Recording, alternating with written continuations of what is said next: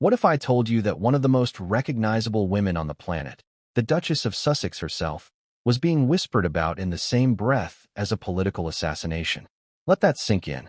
A royal figure, married into Britain's most powerful family, now being tied in hushed circles to the violent end of one of America's most polarizing young conservatives. This isn't a headline you expect to see on the morning news. And yet, here we are. Charlie Kirk, just 31 years old, a firebrand for the right, gunned down in Orem, Utah, while speaking in the open air to his supporters. The images are chilling. A crowd gathered for what should have been another predictable Turning Point USA rally. Then, the echo of a gunshot. Panic. Screams. A life snuffed out. Within hours, the entire political landscape felt the tremor. And just when the world thought it couldn't get any darker, a name surfaced, a name that didn't belong. Meghan Markle. Before we continue, please hit the like button, subscribe to the channel, and turn on the notification bell for updates. Now, you're probably shaking your head. Wait, Meghan Markle? How could she possibly be mixed up in this? That's exactly the reaction millions of people had when Joe Rogan sat behind his microphone, leaned in close, and dropped what he called the most disturbing revelation of his career. Rogan isn't a politician. He's not a news anchor. He's the last guy you'd expect to reveal arrest warrants. And yet, his voice has cut through the noise before, on vaccines, on Hollywood, on politics. His words carry weight. And when he mentioned Meghan Markle's name in connection with an arrest warrant tied to Charlie Kirk's death, the internet stopped breathing. Why does this matter now? Because timing is everything. This isn't just about one shooting. It's about the way power, fame, and influence collide in ways the average person never sees. Tyler Robinson, the suspect who was arrested just 33 hours after the killing, didn't just confess. He hinted at something bigger, something orchestrated. Something connected to people far beyond Orem, Utah. When police pried deeper, the names he uttered left even seasoned investigators frozen. And that's where Markle's name began weaving its way into the narrative like a thread nobody expected. Ask yourself this.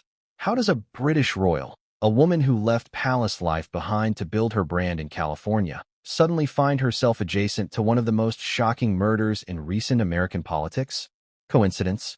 Or something more? Think about Meghan's story.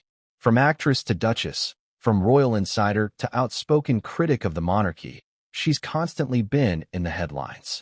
Her entire life has been a magnet for controversy, whispers, accusations, and defenses. But murder? That's an entirely different league. It's the kind of scandal that could implode not just her personal brand, but shake the already fragile walls of the monarchy itself.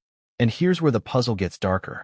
Witnesses claim Robinson mentioned names he wasn't supposed to say. He talked about orders, about being manipulated, about being just a pawn.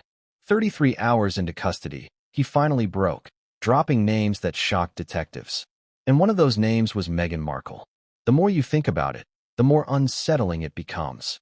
Imagine you're sitting in that interrogation room. The suspect across from you, sweat dripping down his face, eyes darting side to side, whispers, "It wasn't just me.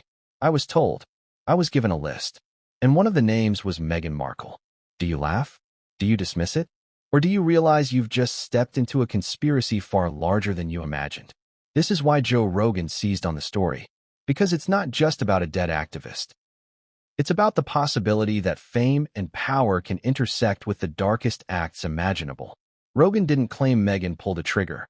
He didn't say she planned it. But the fact that her name appeared at all was enough to make jaws drop. Enough to spark questions. Enough to ignite a storm online. And the questions don't stop there. If Meghan's name is tied to this, even on the fringes, what does that mean for her husband, Prince Harry? What does it mean for their carefully curated public image in Montecito? And most importantly, what does it mean for the monarchy, already battered by scandals, feuds, and plummeting public trust? This story matters because it's not just scandal. It's a collision of worlds. American politics, British royalty, internet culture, Joe Rogan's massive platform, all swirling around the violent death of Charlie Kirk. And every piece of it drags you deeper into a labyrinth where nothing feels accidental anymore. But here's the kicker. Joe Rogan didn't just toss Meghan's name into the wind. He teased that he had more. He teased that documents existed, that arrest warrants had already been drafted, and that Markle's name was in black and white. Imagine the weight of that claim. Imagine the panic in Buckingham Palace. Imagine the whispers in Washington, in Hollywood, in Montecito itself. We aren't talking about gossip columns anymore. We're talking about potential legal entanglements that stretch across borders. Meghan, who has been fighting her battles in courtrooms over privacy and reputation, suddenly staring down something she could never have prepared for. Her name tied to a homicide investigation. And here's the part that will keep you glued to the screen, because this isn't just hearsay. As this story unfolded, more disturbing details trickled out of Robinson's custody interviews. He claimed he wasn't acting alone. He claimed there was a network. He claimed powerful people wanted Kirk silenced because of what he was about to reveal. And who else was in that circle of power? The answer to that question might terrify you. Because what came next would change everything, and no one saw it coming. What happens when the loudest voice in alternative media becomes the only voice willing to say what no one else dares? Picture Joe Rogan, tattoos, headphones clamped over his head, leaning into that familiar Shure microphone. The dim studio lighting, the neon glow, the weight of millions of listeners waiting to hear what drops next. He doesn't just crack jokes anymore. He doesn't just riff with comedians. His show has become something bigger, part confessional, part cultural megaphone, part courtroom of public opinion. And on this night, when he uttered Meghan Markle's name in connection to Charlie Kirk's death, the internet didn't just buzz, it exploded. Rogan has built a reputation as the guy who says the unsayable. He's the figure people turn to when mainstream outlets tiptoe around uncomfortable truths. He's laughed off cancellation, shrugged at outrage, and embraced the role of an outsider who somehow commands more influence than entire news networks. When he leaned forward, dropped his voice, and asked, "Why is Meghan Markle's name showing up in an arrest warrant tied to Charlie Kirk's murder?" Millions felt their skin prickle. Ask yourself this. Why Joe Rogan? Why him? Why not CNN? Why not Fox News? Why wasn't the BBC reporting it? Could it be that they didn't have the guts? Or was it because they didn't want you to know? Rogan thrives in those gaps, those blind spots where mainstream narratives falter. His audience doesn't tune in for polished sound bites. They come for rawness, for speculation, for truth wrapped in the haze of a podcast studio. And maybe, just maybe, for the revelation that makes you question everything. He didn't rush the story. That's Rogan's gift. He builds tension the way a fighter circles in the octagon, slow, deliberate, waiting for the perfect strike. First, he laid out the scene. Charlie Kirk, shot dead in Orem, Utah, in the middle of a Turning Point USA event. Then, the timeline.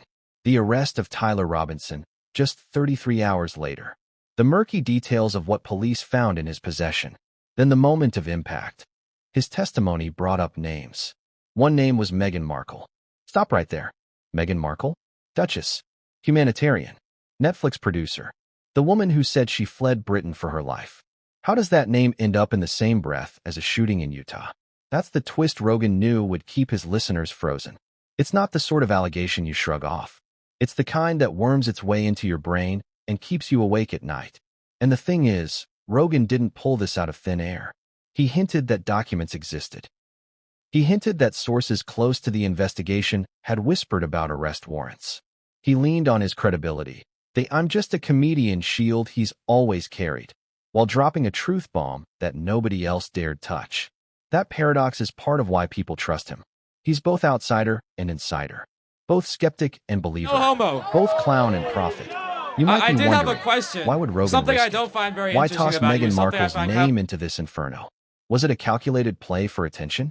Or did he really have something solid? Think about his track Repulsive. record. This is a man who has platformed the Civil Rights whistleblowers, Act was scientists, bad, and fighters, that we shouldn't conspiracy have that? theorists, politicians. Okay, He thrives well, on thank you. chaos, I appreciate but that. he rarely I speaks don't like you as much without as a Charlie, source. though. Could it be that Rogan knew this would be the story of the decade, and he wanted to own it first? Then what's your comes the name? irony. Joe Rogan, sorry, I who don't once wanna be, joked like, about filmed and stuff. chimpanzees I'm on anonymous, number DMT, one. now revealing names tied to political assassinations. Think about that. A podcaster, Anonymous guy. not a Pulitzer Prize-winning journalist, breaking Hello. open Nice what to meet could you, become anonymous the guy. biggest Thank you. Nice scandal to of meet- our era. Is that comedy? Or is it tragedy? Or is it both at once? Now, here's where it gets darker. You too. Because Rogan didn't I believe stop in at part of Meghan's the name. essence of the Civil Rights He Act teased went that the way warrant too far, wasn't way too singular. wide. He said how'd there it were go too multiple far? names. Hollywood names. Political names. And the more he spoke, the more his listeners leaned forward in So if you can disbelief. let me finish. It wasn't just Markle. It allowed the It wasn't Department of just a Justice duchess. to It was a go web. after. And at the center of that web was a royal. Imagine you're in that moment, headphones on, listening live, your heart pounding, your jaw dropping. Do you pause the episode and call a friend? Do you rush to Twitter? Do you feel sick to your stomach at the thought of Meghan Markle, the woman who spoke of mental health and healing, being tied, even remotely, to blood on American soil? Rogan has been accused of platforming conspiracies before, but this wasn't just theory. He hinted at documents. He said the words, arrest warrant. That phrase alone carries weight. It means official paperwork. It means state authority. It means something bigger than rumor. And when those words are linked to a royal, everything changes. And let's not forget, Joe Rogan's audience dwarfs most traditional networks. His reach is global. His fans cross political lines. Left, right, center, millions tune in. Which means that when he dropped Meghan Markle's name, it wasn't just right-wing conservatives who heard it. It wasn't just royal watchers. It was everyone. That ripple stretched across the entire cultural spectrum. Some called it reckless. Some called it courageous. Some called it the beginning of the end. But all agreed, it was unforgettable. And here's the cliffhanger. Joe Rogan didn't just say Meghan's name. He said there were files. He said there were leaks. He said he'd seen enough to know this wasn't going away. And then he paused, looked into the camera, and whispered, "This is just the tip of the iceberg." But what lay beneath that iceberg was far more terrifying than anyone could imagine.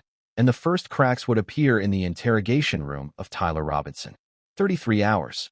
That's all it took for the Orem police to track, surround, and drag Tyler Robinson into custody after the fatal shot rang out at Utah Valley University. Think about that window of time, barely more than a day. A man goes from anonymous face in a crowd to the central figure in one of the most explosive investigations in recent memory. But how? How did they catch him so quickly? And why, once in custody, did his story shake the investigation to its core? Let's walk through it moment by moment. The shooting happened in broad daylight.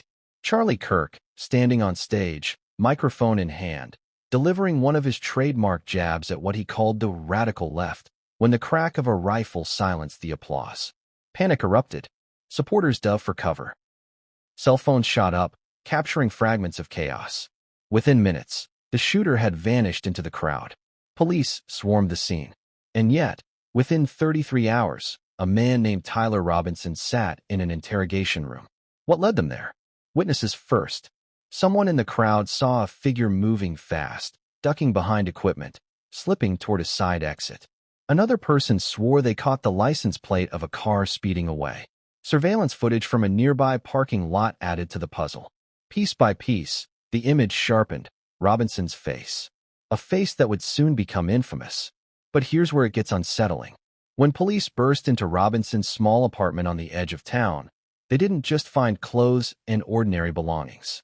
They found a stash, a backpack stuffed with burner phones, maps with certain locations circled in red ink, a laptop, its hard drive still warm, filled with encrypted files.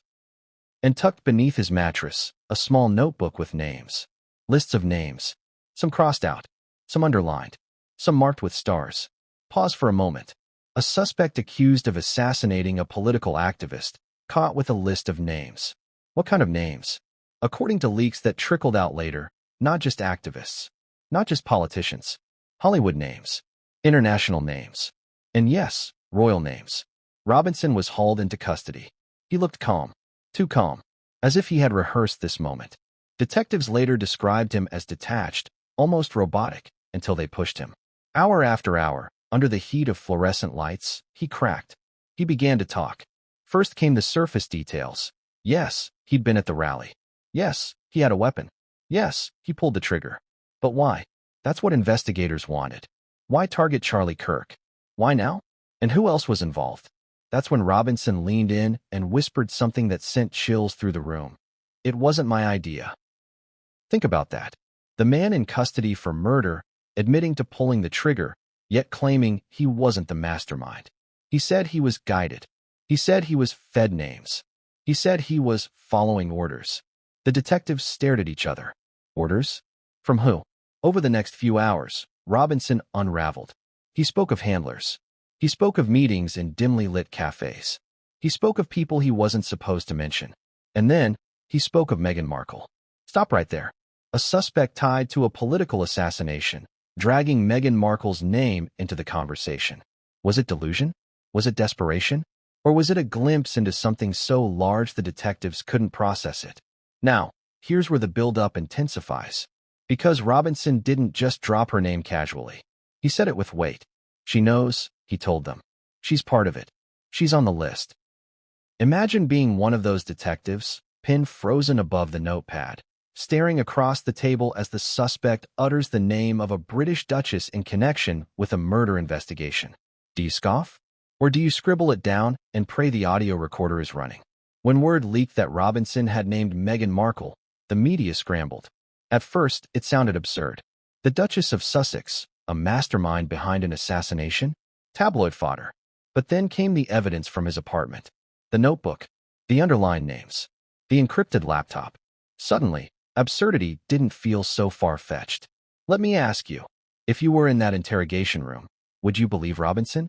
Or would you think he was throwing out a celebrity name to distract investigators, to muddy the waters, to make his case look insane? That's the puzzle law enforcement wrestled with. They couldn't ignore it. They couldn't confirm it. But they also couldn't erase it from the record. And here's where the emotional weight slams in. Think of Charlie Kirk's supporters, still reeling from his death. Think of his family, grieving, waiting for answers. And then hearing whispers that Meghan Markle, was somehow tied to the murder. Anger, confusion, disbelief. It all collided in the span of hours. By the 33rd hour, Robinson's arrest wasn't just a police victory. It was the spark of a global firestorm. Rogan hadn't even weighed in yet. The mainstream press hadn't caught the scent. But in that tiny interrogation room, with a suspect muttering about orders and royals, the first tremors of a cultural earthquake began. And just as investigators thought Robinson had said enough, he leaned back, smirked, and muttered, "You think I'm the only one? This is bigger. Much bigger." What came next would peel back a layer no one expected, and lead straight into a shocking link between Tyler Robinson and Meghan Markle herself. The world had barely processed Tyler Robinson's arrest when Joe Rogan's podcast dropped like a bombshell. Millions of listeners tuned in, expecting his usual mix of interviews and commentary, only to be met with a revelation that shattered their morning routines. Arrest warrants had been issued in connection to Meghan Markle. Meghan Markle, yes, the Duchess of Sussex, whose life had been dissected, analyzed, and scrutinized for years, was now publicly linked to an ongoing murder investigation. And Rogan didn't just drop it casually. He dissected every detail, every timeline, every twist, and left the audience with questions they didn't know they had. Let's rewind for context. Rogan's episode didn't happen in a vacuum. He had spent weeks talking to insiders, investigators, and, according to his sources, even law enforcement officials. He teased that he had documents you won't see anywhere else, files that connected Meghan Markle to a chain of events surrounding Charlie Kirk's death. The internet exploded. Social media accounts scrambled to clip his most shocking lines. The hashtags began trending within minutes, and traditional media outlets were forced into reactive mode, issuing statements that tried, futilely, to tamp down the hysteria. But what exactly did Rogan reveal? First, the timeline. Charlie Kirk's speaking engagement at Utah Valley University wasn't just any event. It was carefully coordinated, a rallying point for Turning Point USA. Robinson was spotted not only at the venue but in surveillance footage tracing him back to a series of meetings in the weeks leading up to the shooting. These meetings, according to Rogan's sources, involved discussions about targets and orders. And then, the leap that had everyone talking. Robinson had allegedly named Meghan Markle as part of the network orchestrating the events. Pause for a moment. A celebrity, a royal, implicated in a political assassination in Utah? The tension alone could give anyone chills. But Rogan didn't stop there. He went further, pulling back the curtain on Tyler Robinson himself. A young man with a complicated past, criminal records, social media rants, and affiliations with extremist groups, who suddenly became the linchpin to a conspiracy that crossed oceans. Rogan laid out the evidence: Robinson's phone logs, his encrypted communications, and the notebooks with cryptic references. He connected dots that no one else dared touch in mainstream discourse.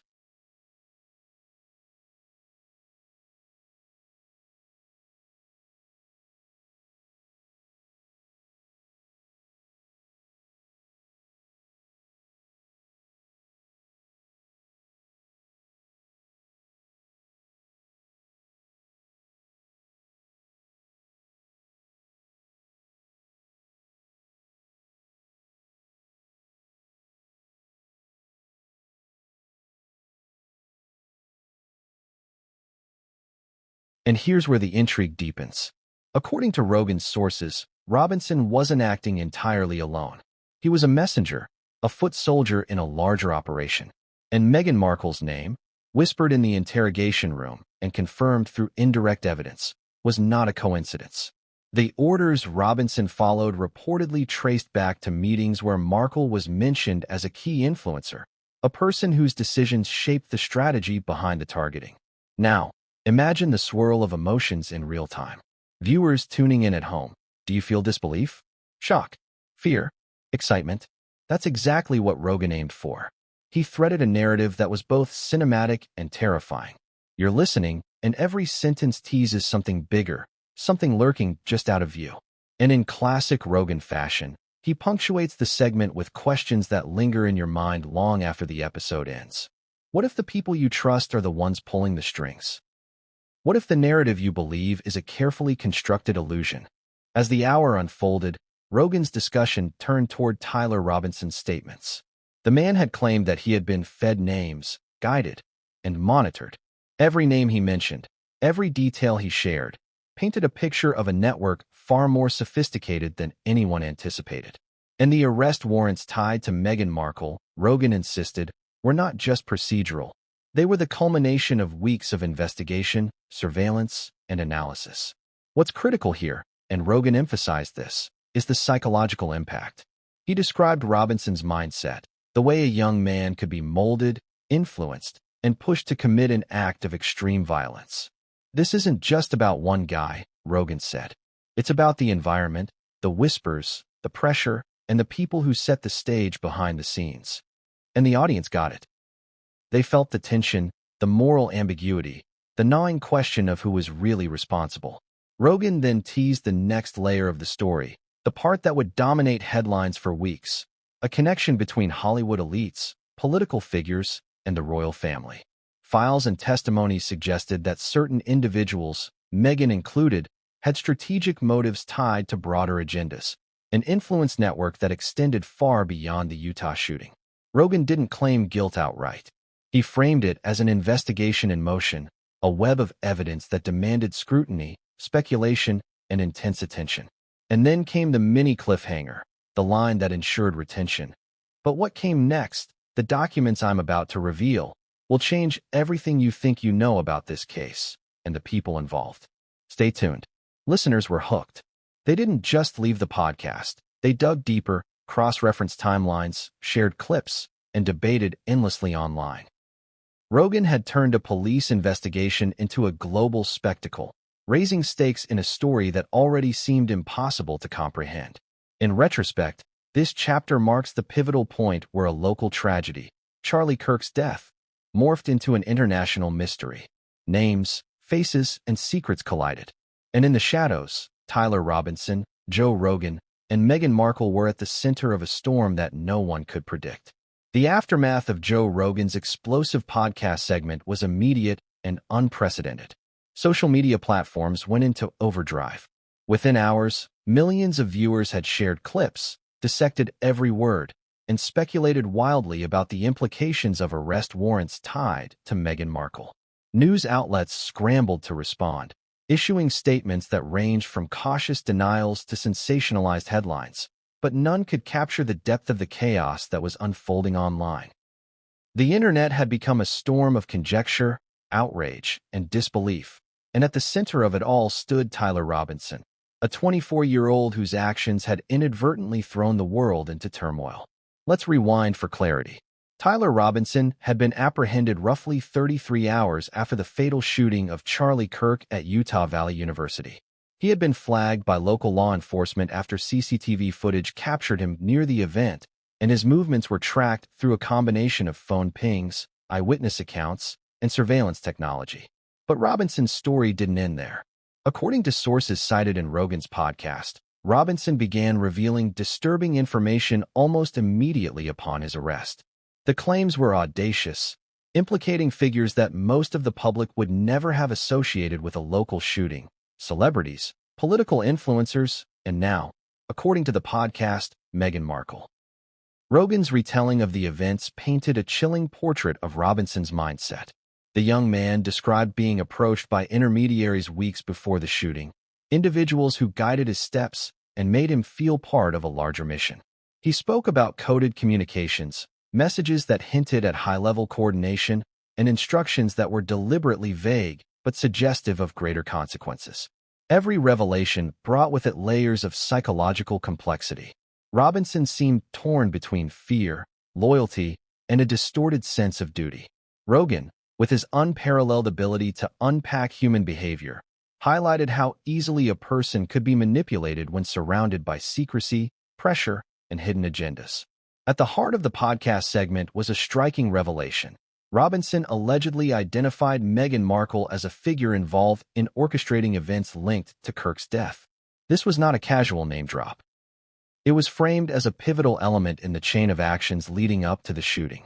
Rogan emphasized that the specifics were still being investigated, but the implications were impossible to ignore. The arrest warrants, he explained, were a procedural formality in a highly sensitive case involving multiple jurisdictions.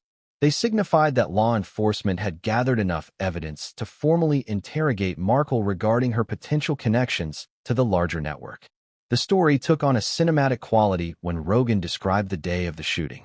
Charlie Kirk had been speaking at an open-air event organized by Turning Point USA. The atmosphere, usually charged with political rhetoric and energized supporters, suddenly became chaotic. Surveillance footage captured moments that seemed mundane: people chatting, walking, setting up equipment. But beneath that surface, an orchestrated plan had been unfolding.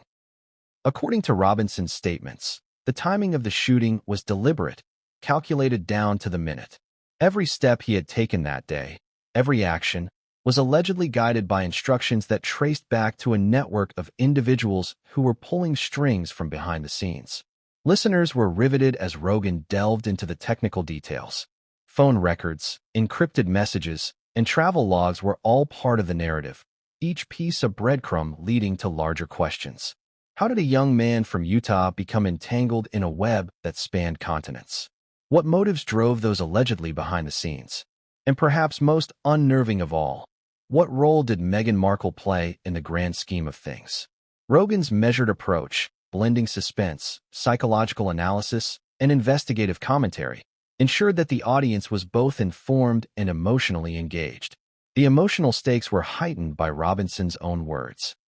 He described a sense of inevitability, a feeling that he was part of something larger than himself, yet he was also acutely aware of the moral weight of his actions.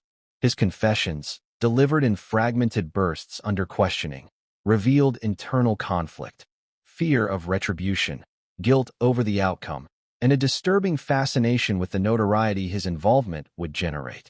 Rogan juxtaposed these revelations with Meghan Markle's public persona, a figure celebrated, vilified, and scrutinized in equal measure, highlighting the stark contrast between perception and the allegations emerging from Robinson's account. But Rogan saved the most gripping segment for last. He teased that additional evidence had surfaced suggesting meetings, correspondences, and interactions that could potentially tie Markle to the planning phase of the shooting. These details were reportedly corroborated by multiple sources, though the names of the individuals providing information were withheld for security reasons. The insinuation was clear. This wasn't a simple case of an isolated shooting, but a complex web of influence, coercion, and strategic planning involving high-profile figures. And just when the audience thought they had absorbed the magnitude of the revelations, Rogan delivered the mini cliffhanger that would ensure retention and speculation. But what came next, when Robinson's notebooks were decrypted and cross-referenced with travel manifests, will turn everything you think you know about this case upside down. And it involves people you never imagined. The episode ended, leaving millions of listeners in a state of disbelief anticipation, and anxious curiosity. The narrative had expanded beyond local tragedy into a sprawling tale of intrigue, power, and secrecy. Rogan's framing made it clear that while Robinson was the immediate actor in the tragedy, the forces shaping the events were far larger and more enigmatic. By the time the nation began piecing together the aftermath of Charlie Kirk's death, a new layer of the story had emerged, one that blurred the lines between celebrity, politics, and criminal investigation. Tyler Robinson's arrest had not just revealed shocking allegations. It had exposed a network of whispers, rumors, and cryptic communications that painted a picture far more sinister than anyone expected. And at the center of this web, Joe Rogan insisted, was Meghan Markle. Let's examine the details. The investigation, according to Rogan, had revealed that Robinson had been in contact with intermediaries whose instructions were indirect but pointed. The young man described receiving messages that hinted at targets and outcomes, but without explicit directives. Classic psychological manipulation that ensured he felt complicit while maintaining plausible deniability for the orchestrators. Every action, every movement, every decision Robinson made had been subtly guided, and Rogan laid this out for his listeners with meticulous attention to detail, making the audience feel like detectives themselves. Rogan's podcast then turned to the question everyone was asking: why Meghan Markle?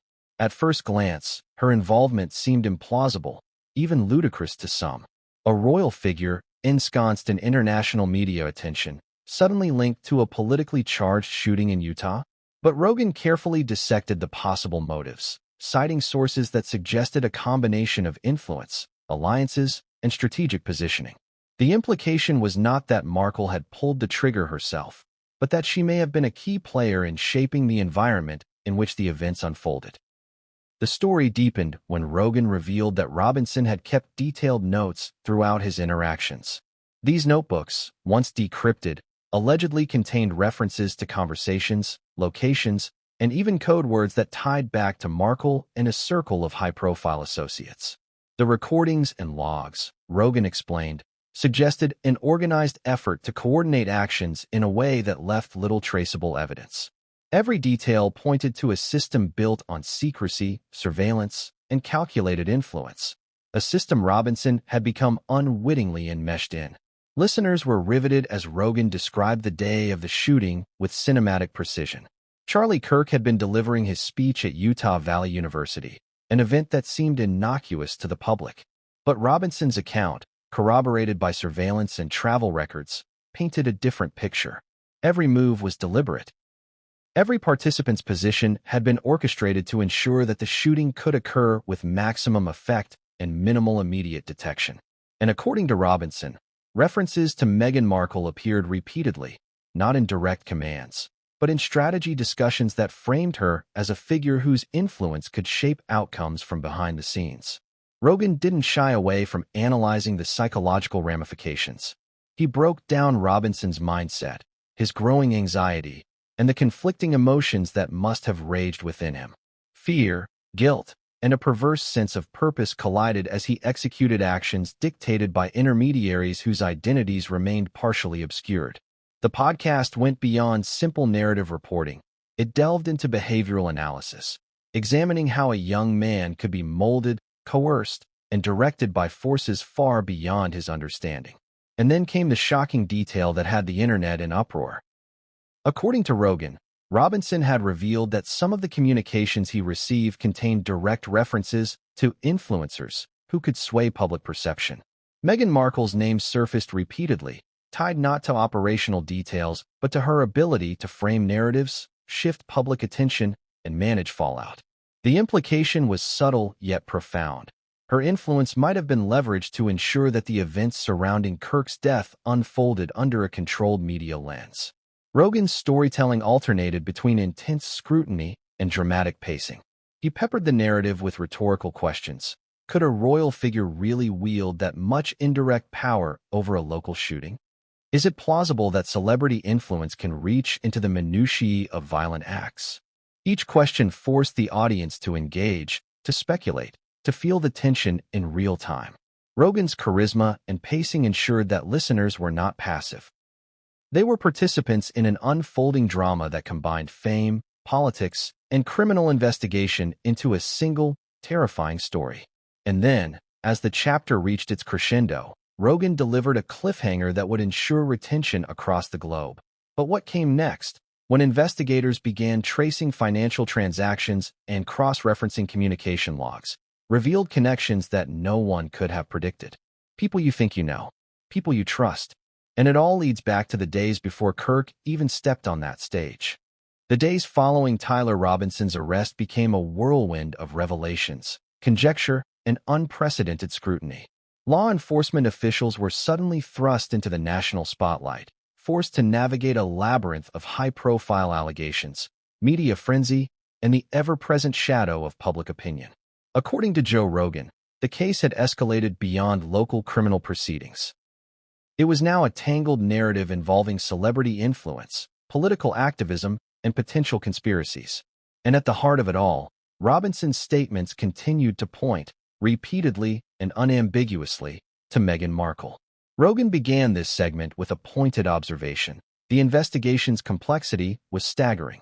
Investigators were combing through phone records, encrypted messages, travel itineraries, and financial transactions. Every lead, no matter how seemingly innocuous, was examined with painstaking care. And as these threads began to converge, patterns emerged, patterns that suggested Robinson was not acting in isolation, but as part of a larger, orchestrated effort. Each revelation, Rogan emphasized, raised the stakes exponentially. Robinson himself, as recounted by Rogan, had been remarkably forthcoming during interviews. He described a network of intermediaries whose identities were carefully shielded, using aliases and untraceable communication channels. These figures, he claimed, had provided him with instructions that were cryptic yet purposeful, guiding his movements while maintaining plausible deniability for those above him. Rogan highlighted the psychological mechanics at play, a young man manipulated through fear, loyalty, and the allure of being part of something bigger than himself. But the shockwaves didn't stop there. Rogan revealed that investigators had discovered anomalies in travel logs and digital footprints that hinted at meetings between individuals connected to the royal sphere and local operatives in Utah. The timeline was precise. These encounters, sometimes virtual, sometimes in person, coincided with the planning and execution of events surrounding Kirk's speaking engagement. And though Rogan made clear that no direct action could yet be definitively linked to Meghan Markle, her name appeared persistently in correspondence, social media interactions, and intermediaries' notes, raising questions about influence, coordination, and motive. The narrative grew even more compelling when Rogan introduced Robinson's own reflections. The young man spoke candidly about fear of being silenced, fear of implicating others, fear of the consequences of revealing too much. He also spoke of confusion, navigating a world where instructions were layered, allegiances were murky, and outcomes were obscured by secrecy. Rogan underscored the tension in Robinson's voice, the internal conflict of a man caught between culpability and coercion, illustrating the human element beneath the scandalous headlines. Rogan then turned to a technical analysis, breaking down the mechanisms by which Robinson allegedly communicated with the network. Encrypted messaging apps, burner phones, and coded language were all part of a meticulously constructed system designed to avoid detection. The discussion extended into the psychological impact of such communications. How constant ambiguity, veiled threats, and intermittent reinforcement could bend the mind toward compliance. According to Rogan, Robinson's statements suggested that he was not simply following orders. He was being conditioned to act in alignment with objectives far beyond his immediate understanding. At this point, Rogan shifted focus to the broader implications. He asked the audience, how much power does influence truly wield when wielded discreetly? Could the mere suggestion of involvement, amplified through strategic communication, alter the trajectory of events? The discussion took on a geopolitical hue, framing the case as more than a local tragedy. It was now a study in control, perception, and the unseen forces that can shape history from the shadows. The tension ratcheted higher when Rogan discussed financial transactions linked to intermediaries.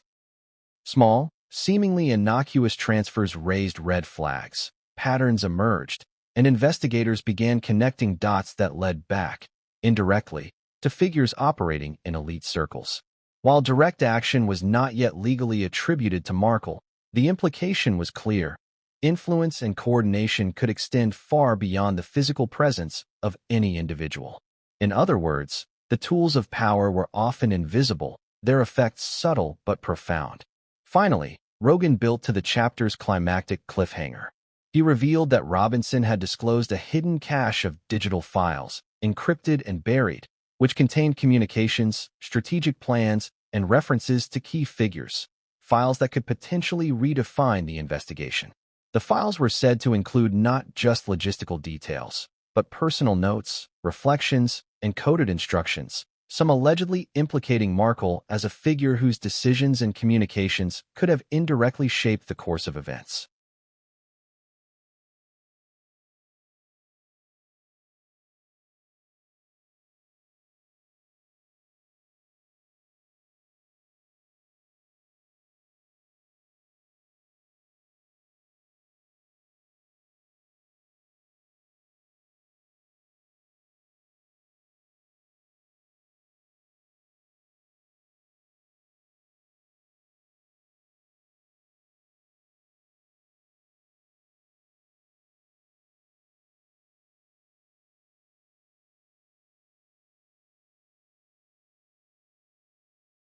Rogan concluded the chapter with a chilling teaser. What came next, when forensic experts decrypted the first set of files and cross-checked them with flight manifests, security footage, and financial transactions, exposed connections that no one could have predicted.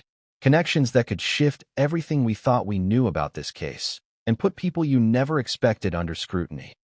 As the investigation into Charlie Kirk's death intensified, the narrative became increasingly tangled, a web that stretched from the quiet streets of Orem, Utah, to the glitzy world of celebrity influence and royal circles. Tyler Robinson's arrest had already rocked the nation, but the revelations that followed made it clear this was no ordinary criminal case. According to Joe Rogan, Robinson's testimony was beginning to uncover a labyrinthine network of coordination and manipulation, with Meghan Markle's name surfacing repeatedly. Not as a direct actor, but as a central node in a larger chain of influence. The chapter opens with a harrowing recounting of the day leading up to the shooting. Rogan's voice is deliberate, each pause designed to pull listeners deeper into the tension. Surveillance footage, phone GPS data, and eyewitness accounts were meticulously cross-referenced to reconstruct Robinson's movements. He was seen moving with precision, timing his approach to Kirk's speaking engagement with a level of synchronization that suggested preparation beyond casual planning. Rogan emphasized that while the shooter acted alone, the orchestration behind the scenes hinted at strategic guidance from multiple, shadowy sources. Robinson's account took a chilling turn when he detailed the communications he received. Each message was layered with ambiguity, coded language, and indirect instructions. He described receiving alerts that hinted at Kirk's vulnerabilities and the timing of his public appearances, often framed as questions rather than commands. Do you think he will be there? Are the surroundings secure? These seemingly innocuous inquiries, Rogan explained, were psychologically manipulative, conditioning Robinson to internalize objectives while maintaining the illusion of autonomy. Then came the most unsettling revelations, references to Meghan Markle. According to Robinson, her name appeared in messages regarding influence and narrative control. Not once was she depicted as physically involved, but repeatedly as a figure whose social reach, media sway, and connections could be leveraged to shape public perception. Rogan's audience was forced to confront the uncomfortable idea that influence could operate indirectly yet powerfully, altering the environment in which events transpired. The podcast delved into the psychological dimension of these interactions. Rogan discussed the concept of vicarious influence, the idea that guidance and pressure could flow through intermediaries, subtly directing behavior without direct command. Robinson, as described by Rogan, had become a conduit for such influence, acting on implicit instructions that were magnified by the perceived authority of those connected to Markle and her network. Each decision he made, each step he took, was subtly framed as aligned with a grander purpose, reinforcing compliance while obscuring accountability. Rogan also highlighted a fascinating contradiction in Robinson's narrative. Despite his compliance, he reportedly struggled with doubt and moral hesitation. He questioned the ethics of the instructions, the logic behind the planning, and the ultimate consequences. Yet, the manipulative structure of the network, combined with personal fears and psychological pressure, kept him tethered to the unfolding events. Rogan used this point to engage the audience directly. How would you respond if you were being guided like this? If every choice felt both voluntary and compelled at the same time? As the chapter progressed, Rogan introduced evidence that suggested an even broader network. Investigators had traced communications that spanned multiple states, involving intermediaries whose identities remained partially concealed. Some messages were traced to servers associated with public relations firms, media consultants, and other high-profile entities. While Markle was never shown to send messages directly, her influence appeared as a recurring theme, guiding the decisions of operatives and shaping the flow of information. Rogan stressed that the distinction between direct involvement and indirect influence was crucial. Even absent physical action, the power to shape perception and behavior carried significant weight. The narrative then shifted to the day of the shooting itself, highlighting the precision and timing involved. Kirk's speech, held at Utah Valley University, was heavily attended, providing both opportunity and exposure. Robinson's positioning, as reconstructed from multiple sources, suggested careful planning and an acute awareness of the event's dynamics. Rogan painted a vivid scene: the sun glaring off the campus buildings, crowds gathering, and the subtle choreography of individuals moving in ways that would, minutes later, converge in tragedy. Finally, the chapter built to its cliffhanger.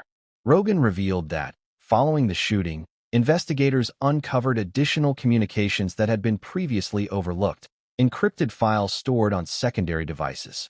These files reportedly contained references to high-profile figures and strategic plans, implying a broader influence network than anyone had anticipated. Some of the entries, Rogan noted, suggested indirect guidance or even the shaping of public narratives, with Meghan Markle's name appearing in contexts related to perception management and information control. He concluded Chapter 7 with a suspenseful teaser. What emerged from those files wasn't just a record of messages. It was a blueprint for influence, for control, for shaping events from the shadows. And as detectives began decoding the next layer, they realized the story was far from over. The deeper they dug, the more the connections spread, reaching places and people no one could have imagined. The discovery of the encrypted files marked a turning point in the investigation, a pivot from conventional criminal inquiry into a labyrinth of psychological manipulation, media influence, and high-profile connections. According to Joe Rogan, these files were not merely evidence. They were a window into a shadowy network whose reach extended far beyond Utah. Every decrypted line revealed layers of strategy, speculation, and subtle coercion, with Meghan Markle's name appearing repeatedly as a figure of indirect influence. Rogan opened the chapter by walking the audience through the meticulous decryption process. Federal cybersecurity teams, alongside local investigators, worked for days to untangle a mesh of codes, aliases, and red herrings. Each file contained multiple layers of encryption, including time-based locks and code words designed to obscure the true intent of the messages. Rogan emphasized that this wasn't amateur-level encryption. It was the work of a sophisticated, coordinated network, one that understood the stakes and the necessity of secrecy. Once decrypted, the files revealed a complex web of communications linking Tyler Robinson to intermediaries with connections to various high-profile figures. While Meghan Markle was never documented as issuing explicit commands, her influence surfaced through repeated mentions and strategic suggestions. In some messages, her media presence and social sway were discussed as leverage points, tools to manage narrative perception, mitigate scrutiny, and shape public discourse in ways that serve the network's broader objectives. Rogan's storytelling then delved into the psychology of influence. He explained how indirect guidance can often be more potent than direct instruction. By embedding a figure like Markle into the decision-making framework, the network created a system of perceived authority and expectation. Robinson, operating under pressure and uncertainty, interpreted these indirect cues as both guidance and justification for his actions. Rogan paused here, asking the audience, have you ever felt compelled to act because of someone else's reputation or the way they could shape the world around you? That subtle pressure, multiplied in this network, was the engine behind what happened in Orem. The chapter expanded further with detailed examples from the decrypted files. Messages contained instructions on timing, location, and risk mitigation. Others referenced media cycles and potential public reactions, illustrating a sophisticated understanding of how events could ripple across social and digital platforms. Rogan highlighted a particularly chilling exchange where Robinson was prompted to consider how certain individuals' reputations could be activated to influence the perception of his actions. While Markle's name was never tied to physical action, her media impact was treated as an operative force, a subtle yet undeniable factor in the unfolding tragedy. Rogan also explored the human dimension of Robinson's journey through this encrypted landscape. The young man had been isolated, constantly navigating a dual reality. One defined by immediate operational concerns, and another shaped by the looming presence of influential figures. The psychological toll was immense: confusion, fear, and an obsessive focus on following instructions while avoiding detection.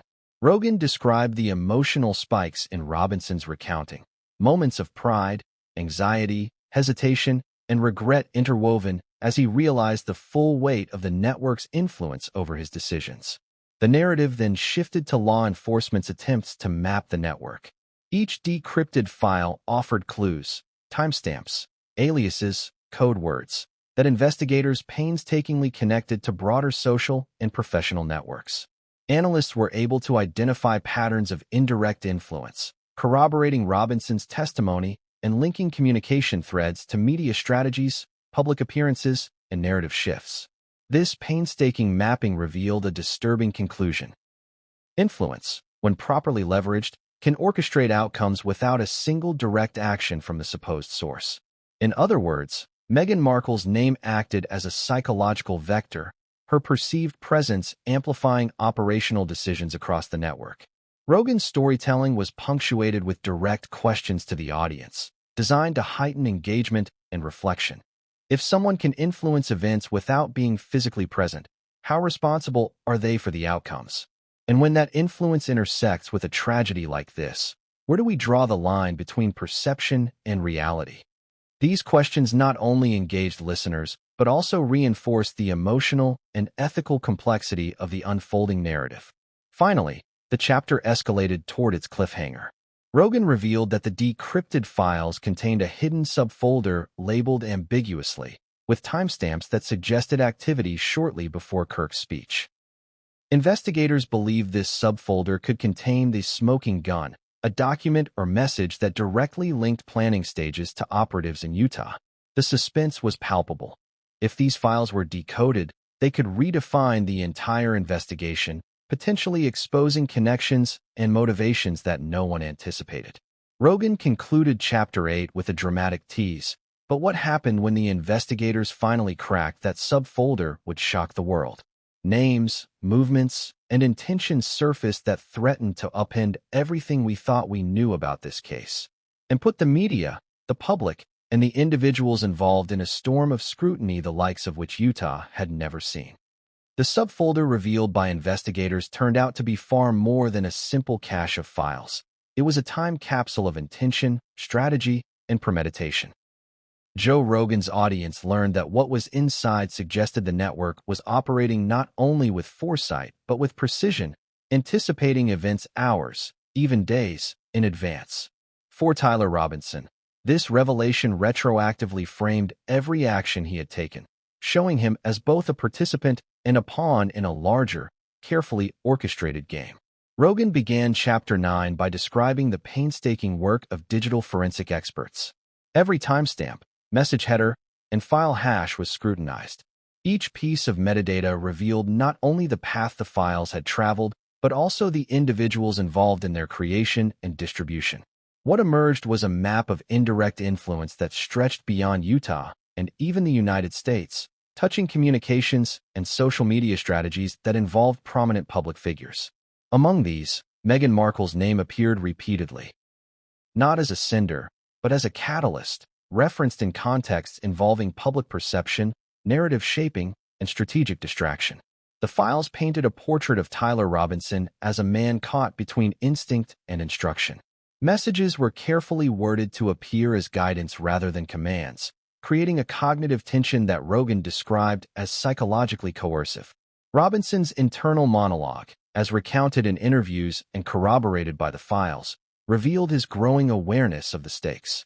He questioned the morality of the actions, the potential consequences, and the abstract influence of figures he had never interacted with personally.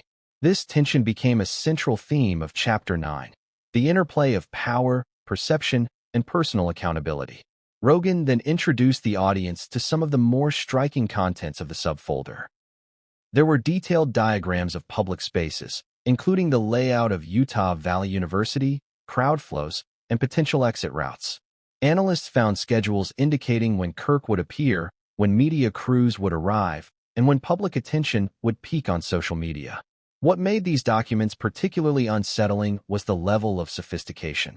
This was operational planning at a level that suggested a professional understanding of both physical logistics and psychological impact. Embedded within these operational documents were references to perception levers, code language analysts interpreted as methods for manipulating how the public would perceive events. Rogan highlighted a particularly chilling entry: activate Markle influence vectors. This cryptic notation did not imply physical involvement, yet it suggested leveraging Markle's public presence, reputation, and media visibility to steer the narrative surrounding the shooting. Rogan posed a provocative question to the audience. If someone's name alone can change how people respond to a tragedy, what does that say about the power of perception and the responsibility of those who hold it? Chapter 9 delved deeper into Robinson's psychological state as he navigated these instructions. He described moments of paralysis, fear, and cognitive dissonance. He recognized the danger of his actions and simultaneously felt compelled by the implied authority of the network. Rogan used this to explore broader questions of human behavior under influence, comparing Robinson's predicament to social experiments and historical cases where indirect pressure produced extreme outcomes. The audience was invited to consider not just the crime itself, but the architecture of manipulation that enabled it. As the narrative built, Rogan wove in timelines and direct audience engagement. Each sequence of events: Robinson receiving messages, navigating the campus, coordinating with intermediaries, was recounted with suspense, short, punchy sentences describing immediate threats, and longer descriptive passages detailing psychological tension. Rogan repeatedly asked the audience to consider: could you have resisted if the pressure felt invisible yet unavoidable? Would your moral compass hold if the hand guiding you was unseen yet omnipresent? The chapter then expanded on the digital footprint of the network. Investigators discovered that social media accounts had been monitored and, in some cases, subtly manipulated to gauge public reaction. Algorithms, trending hashtags, and engagement metrics were used to predict how news of Kirk's death would spread and what angles would dominate coverage. Markle's name, once again, appeared as a node in this system. Her visibility, previous statements, and public perception were referenced as tools to shape narrative responses, intensifying the psychological and media dynamics surrounding the incident. Finally, Chapter 9 built to its cliffhanger. Rogan revealed that forensic analysis of one particular file showed a timestamp mere minutes before the shooting.